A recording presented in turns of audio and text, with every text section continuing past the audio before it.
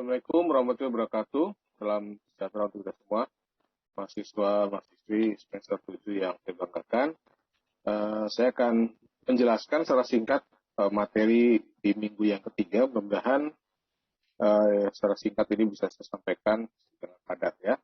Kemudian tetap semangat dalam mengikuti kegiatan magang Anda di pun Anda ditempatkan atau sesuai dengan pilihan.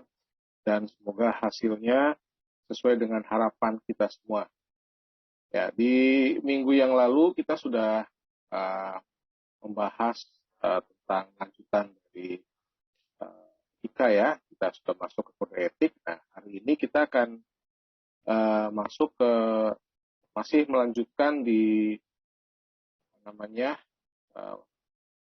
materi yang terakhir ya. Kita akan coba lihat. Kita akan bicara tentang ya apa itu fungsi dan tujuan ya. Jadi fungsi dan tujuan kode etik itu sebetulnya apa gitu ya. Kalau kita melihat secara umum kan yang namanya kode etik itu untuk mengatur ya, mengatur etika. Kalau kita hubungkan dengan profesi ya berarti sesuai dengan profesi kita masing-masing. Kalau kita melihat di dasar ya, dasarnya kode etik itu memiliki fungsi rangkap. Yang pertama pelindung dan pengembangan profesi, jelas ya. Jadi yang namanya kode etik itu kan melindungi profesi seseorang. Kemudian yang kedua digunakan untuk melakukan pengembangan profesi karena mungkin saja aturan-aturannya berubah, bisa direvisi. Ya, ini kan aturan tertulis. Kalau kode etik itu aturan tertulis. Nah, ini sama dengan yang dikemukakan oleh dua ahli yaitu Gibson dan Michel ya. Jadi kita bisa lihat. Kemudian yang menjadikan kode etik sebagai kode untuk menjatuhkan tugas profesional dan menjadikan masyarakat sebagai kode jabatan ya. Jadi secara umum tujuannya yang pertama menjaga martabat profesional. Ya. Dokter, advokat, ya, programmer, IT begitu ya. Kelas IT ini punya kode etik. Nah, yang pertama tujuannya sebetulnya adalah menjaga martabat profesional, jelas ya. Sebuah profesi itu kalau dia dilindungi oleh kode etik, maka diharapkan bisa berjalan sesuai dengan relnya. Nggak nyimpang kiri kanan gitu. Kira-kira seperti itu ya. Jadi ini ada pelindung atau melindungi ya yang dilindungi adalah citranya. Ya. Citranya. Jadi kita menjaga supaya citra profesi itu tidak dipandang rendah. Paham ya saya? Jadi kan yang namanya dokter, ya seorang programmer dan sebagainya kan beda-beda ya. Orang menilainya beda-beda. Jadi ada yang menilai dia sebagai profesi yang terhormat, ya ada yang memandang sebagai profesi yang biasa saja. Seperti itu kira-kira. Ya, jadi setiap kode etik akan melarang segala bentuk fitnah profesi terhadap dunia luar. Jadi istilahnya adalah kode kehormatan. Jadi diharapkan kaum profesional ya di lingkungan tertentu tunduk pada kode etiknya ya walaupun memang banyak pelanggaran. Ya banyak pelanggaran. Tapi diharapkan memang ini menjaga martabat profesional. Artinya kita dilindungi gitu loh. Ya. Kurang lebih itu ya yang pertama. Nah, kemudian yang kedua menjaga kesejahteraan anggota. Ini sebetulnya sih kalau kita melihatnya adalah yang namanya kode etik itu digunakan bukan cuma untuk tadi ya, katakanlah citra ya, tapi juga menjaga kesejahteraan anggota. Artinya profesi tertentu itu punya punya batasan-batasan yang harus dihargai oleh orang lain. Ya. Nah, jadi banyak kaum profesional ya katakanlah yang paling gampang dokter lah melakukan perbuatan yang sebetulnya di luar kode etik, melanggar kode etik. Nah, ini bisa apa? Bisa menurunkan marwah begitu ya. Nah, dengan menurunnya citra tadi poin 1, otomatis orang akan memandang rendah. Secara tidak langsung mungkin ini akan ya menurunkan kesejahteraan anggota. Gitu ya. Jadi ini kalau kita lihat memang bicara tarif gitu ya. Kalau dokter kan ada tarif-tarif gitu ya. Advokat juga, programmer juga ada tarif-tarifnya. Jadi kita nggak sembarang menentukan kok kamu kepasang tarifnya murah banget gitu ya. Padahal udah ada standarnya. Nah, ini adalah menjaga seluruh anggota. Jadi supaya tidak ada di bawah batasan yang memang sudah ditentukan secara profesional ya. Oke ya. Kemudian apa namanya? Ya, jelas ya menyangkut kesehatan mental profesional, kode etik mengarahkan anggota menjalankan tugas profesional. Jadi mengarahkan untuk menjalankan tugas profesional secara benar. Ya, kemudian apa? Ada batasan pada anggota yang tidak melakukan perilaku dianggap tercela, jelas. Ya, kode etik ini merupakan apa? Batasan rambu yang harus dijadikan sebagai apa namanya? Sebagai patokan gitu ya. Jadi kita nggak boleh keluar rambu itu. Ya, ini apa namanya? Ada peraturan ya, jelas ya. Ada peraturan. Kemudian yang ketiga, ini untuk meningkatkan lem profesional. Jadi kode etik ini menuntut standar, ya, memuat tujuan pengabdian. Hati-hati ya, saudara ya. Kalau nanti Anda sudah jadi seorang programmer, ya, ruang lingkupnya di IT, kita nggak boleh sembarangan loh ya, melakukan hal-hal sesuai dengan kemampuan kita, hal-hal yang tidak terpuji, ada kode etiknya, ya, ada undang-undang ITE-nya sekarang ya, jelas ya. Sama dengan profesi-profesi yang lain, ya, jadi ada pengabdian sebetulnya. Ya, jadi tanggung jawab kita apa ya tanggung jawabnya? Tanggung jawabnya adalah menjalankan tugas profesional sesuai dengan kode etik itu. Ya, jadi ada aturan ya, ada aturan. Kita harus meningkatkan pelayanan. Jadi kode etik itu bukan cuma menjaga citra, kesejahteraan, tapi juga harus meningkatkan pelayanan profesionalnya kita. Ya, katakanlah seorang dosen ya punya tugas profesi yang ngajar. Nah, kalau katakanlah dia sudah tersertifikasi ya, sudah digaji pemerintah nih, katakanlah dosen swasta digaji pemerintah, oh ya dia harus mengikuti aturan, ada aturannya, batasan-batasan rel yang harus diikuti, ya, harus memenuhi kegiatan tridharma ya, harus pengajaran harus jalan, penelitian harus jalan, pengabdian masyarakat juga harus jalan. Artinya 3 poin itu yang harus dikerjakan. Kalau tidak dikerjakan ya bisa bahaya gitu ya, saudara ya. Bisa gagal tuh, bisa dibatalkan pemerintah. Karena bisa dibatalkan kapan saja. Seperti dosen itu. Contoh ya, karena saya sebagai dosen saya sampaikan. Nanti mungkin di antara Anda ada yang jadi dosen, gitu kan. Nah, ini juga otomatis ada kode etik ya. Oke, kemudian yang keempat, tingkatkan kualitas profesional. Bukan cuma kita dilindungi, ya, citranya dilindungi, kesejahteraannya dijaga, ya. Tapi tadi poin 3 harus apa? Meningkatkan profesionalisme dan kualitasnya. Gitu. Jadi bukan cuma apa namanya kita berjalan di area-area itu saja, paham ya, saudara ya? Karena ya dunia, apalagi dunia IT ya, dunia itu selalu berkembang gitu kan, selalu berkembang. Jadi bagaimana menjaga dan meningkatkan kualitasnya tadi, ruang lingkupnya harus lebih luas dan sebagainya dan sebagainya. Ya, supaya harkat dan martabat profesinya apa? Ya meningkat. Ya, secara otomatis kalau kita bisa meningkatkan kualitas profesional, ya masyarakat juga akan melihat kita sebagai bagian yang betul-betul profesional. Ya, orang profesional itu layak untuk dibayar mahal. Paham ya? Makanya ada istilah amatir, ada istilah profesional. Kalau profesional memang hidupnya didedikasikan untuk tugas tertentu. Dokter, tugas dokter. Advokat, tugas advokat. Mereka dibayar. Ya, sama dengan dosen, sama dengan programmer, mereka dibayar. Ya. Jadi harus meningkatkan kualitas profesionalnya. Ya, bukan cuma tadi berlindung ya citra, oh ya dokter harus dihargai dan bukan cuma itu ya. Oke, kemudian sekarang kita akan melihat pengertian tanggung jawab profesi. Ini berkaitan dengan responsibility ya. Ini kan kalau kita melihat profesionalisme didefinisikan secara luas mengacu pada perilaku, tujuan, kualitas tadi ya. Membentuk karakter atau memberi apa? Tipikal ciri satu profesi atau orang profesional. Kalau kita mau disebut sebagai profesional, maka kita harus punya karakteristik tertentu. Ya, orang kelihatannya biasa-biasa sih, ternyata dia ahli perminyakan. Ya, ternyata dia psikiater. Jadi harus punya ciri. Ya, jadi seluruh profesi menyusun aturan ya, aturan perilaku yang mendefinisikan perilaku etika profesional bagi anggota profesi tersebut, ya dokter, dosen. Ya ada aturannya. Nah, disusun sehingga pengguna jasa profesional siapapun ya mengetahui kita dapat apa.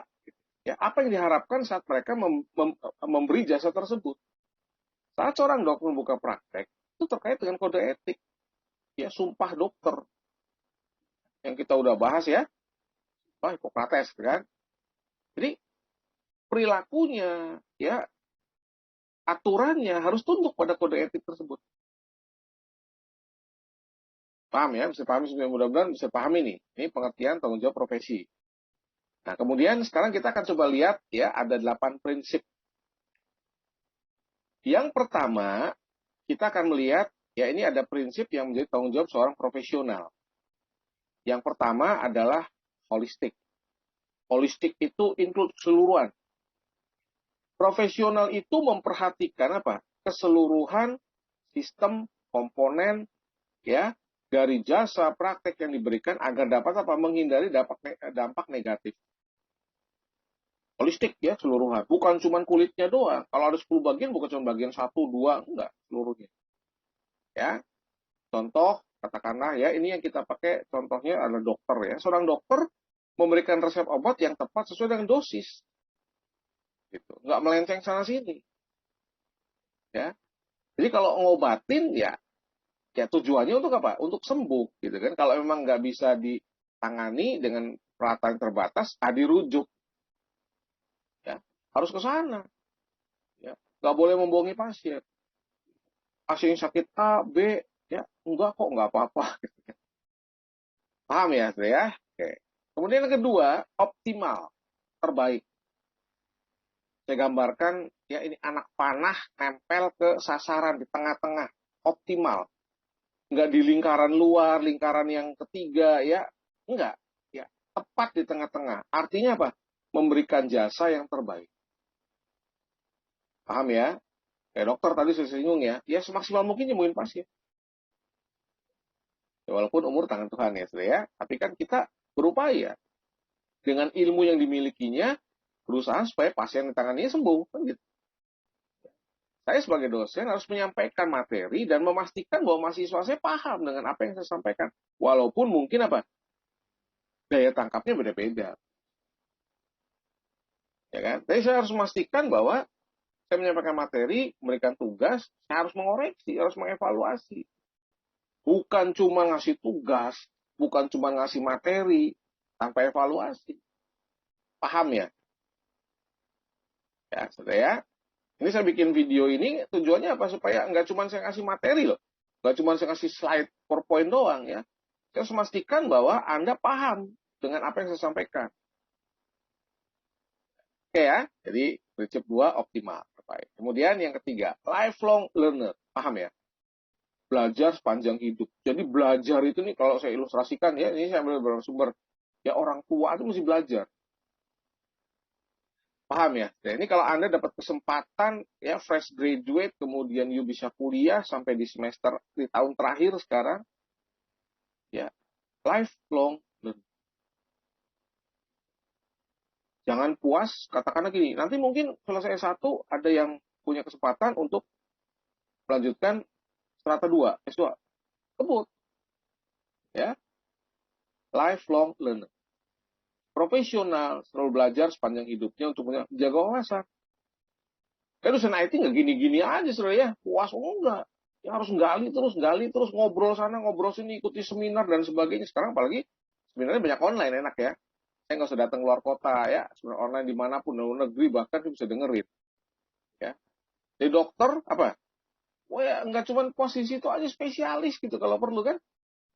Ya. Pertama wawasannya nambah, kedua bayarannya nambah kan gitu logikanya. Ya, guna menambah knowledge-nya, wawasan. Paham ya? Oke. Kemudian ini jelas ya, siapapun Anda, apapun profesi Anda, integriti, kejujuran. Nilai kejujuran itu penting, saudara ya. Saya sih ngerasain banget. Pernah nggak jujur? Nggak pernah. Gitu ya.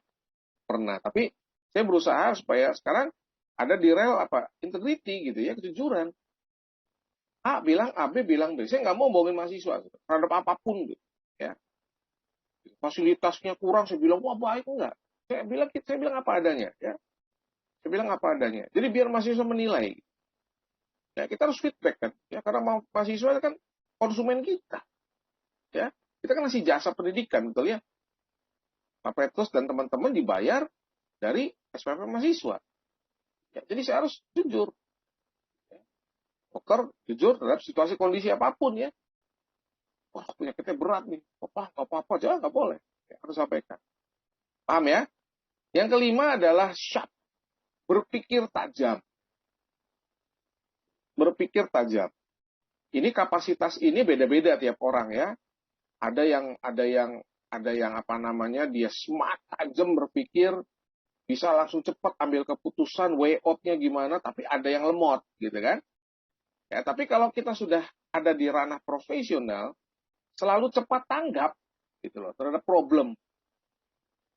Jadi ya dosen nggak punya way out gitu ya, nggak punya jalan keluar ngadepin mahasiswa ini catering enggak, harus ya bagaimanapun kondisi mahasiswanya harus apa? Ya siap berpikir tajam, punya solusinya. Tuh dokter harus apa? Tekatan, ya cepat ngambil keputusan. Manajer-manajer tingkat atas, saudara ya, yang sudah profesional, mereka dibayar, salah satunya perusahaan bayar mahal tuh karena ini. Bukan karena ganteng, karena cantiknya, Bu.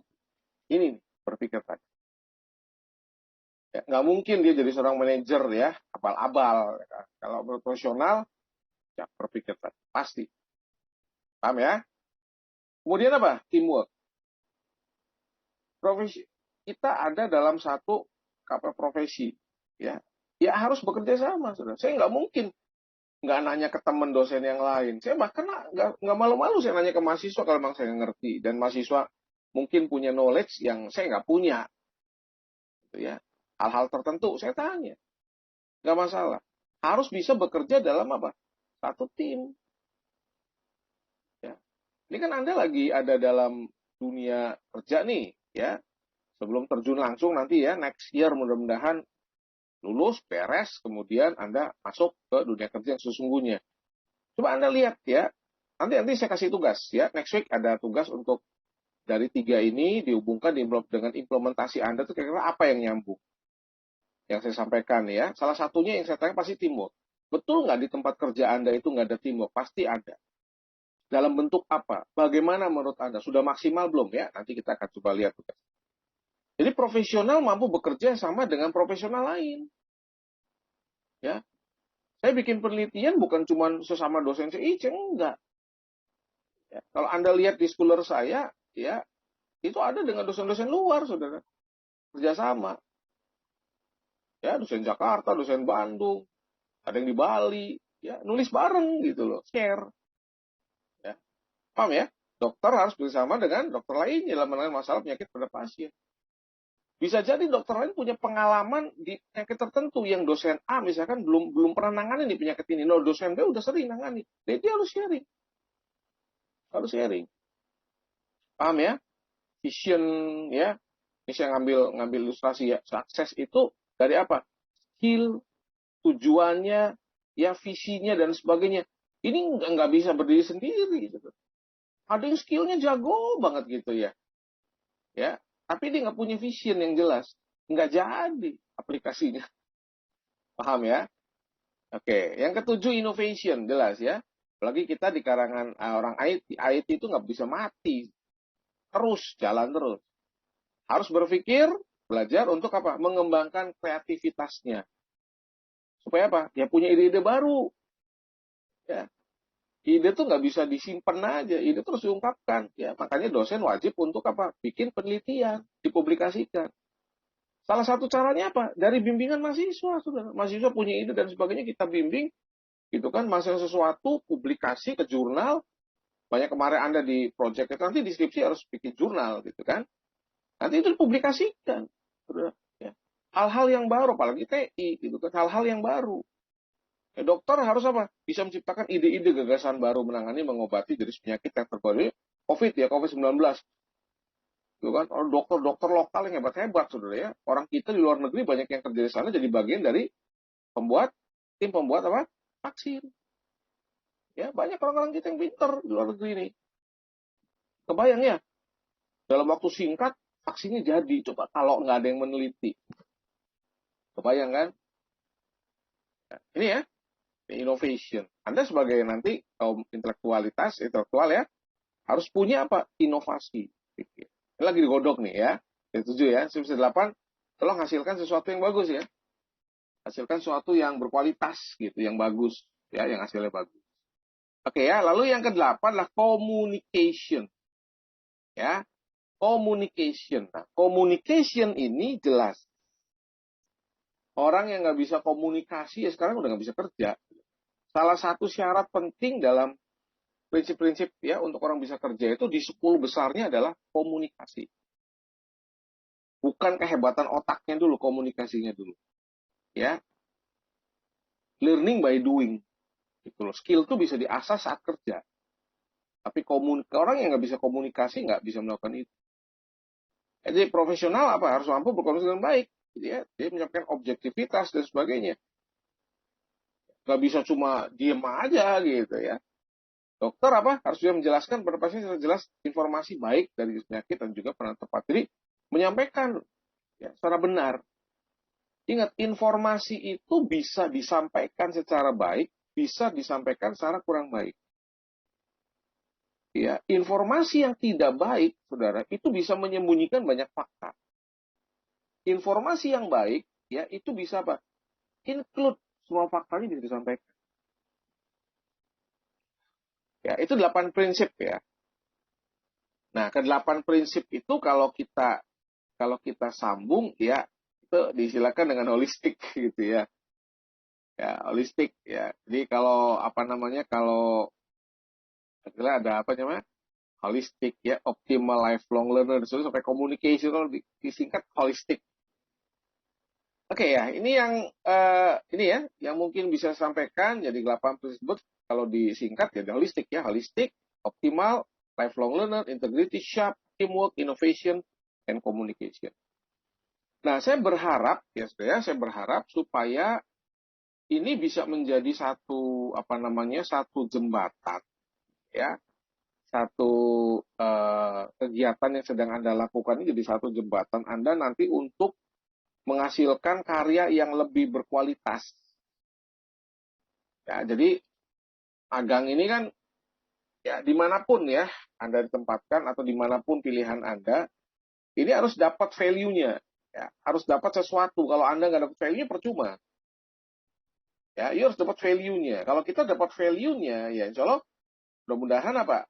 Ya, bukan cuma bermanfaat bagi lembaga, enggak ya. Justru bermanfaat bagi Anda pribadi. Betul. Pengalaman itu sebelum nanti dipakai ya, digunakan di masyarakat, itu bisa dimanfaatkan menjadi bagian dari penelitian Anda nanti di skripsi di semester depan. Harus ada value-nya. Kalau nggak ada value-nya, ngapain gitu. Ya. Paham ya?